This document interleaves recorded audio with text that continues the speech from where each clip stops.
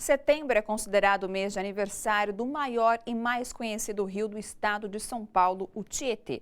O rio já foi um dos pontos de lazer preferidos dos paulistanos, que se reuniam às margens do Tietê para piqueniques e programações em família. Hoje a situação é bem diferente. A reportagem é de Leandro Chaves. Acompanhe.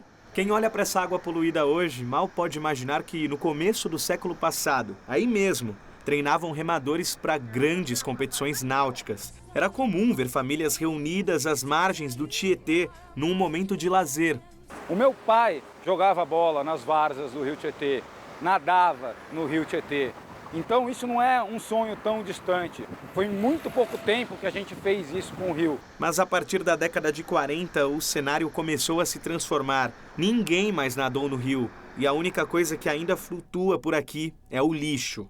Atualmente, o volume morto do Tietê é de 122 quilômetros, o que representa cerca de 11% de sua extensão. É o que aponta um levantamento da Fundação SOS Mata Atlântica. Quando a gente tem continuidade nas obras de saneamento, a carga de poluição que chega no rio diminui. E foi isso que aconteceu em 2014. Quando em 2014 a gente teve o problema da falta de água em São Paulo, houve um redirecionamento do investimento que saiu da coleta e tratamento de esgoto para coletar a água para abastecer a população. Só esse pequeno desinvestimento houve o dobro da mancha de poluição, saiu de 71 quilômetros para 150 quilômetros. Os dados apontaram ainda que das 7 cidades da região cortadas pelo rio, em 5 as análises mostram situação ruim da água.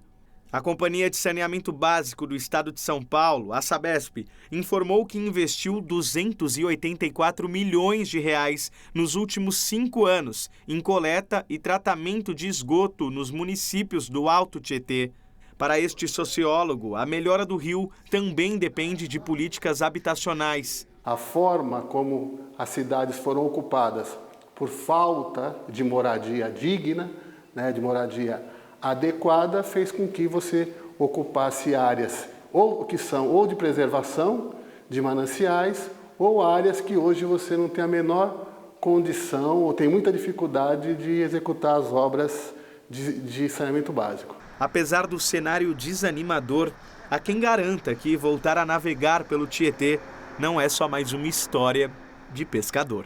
É totalmente possível, é totalmente viável termos um rio novamente para o nosso convívio. Basta ter vontade política e um engajamento da sociedade. As pessoas precisam entender que isso é possível.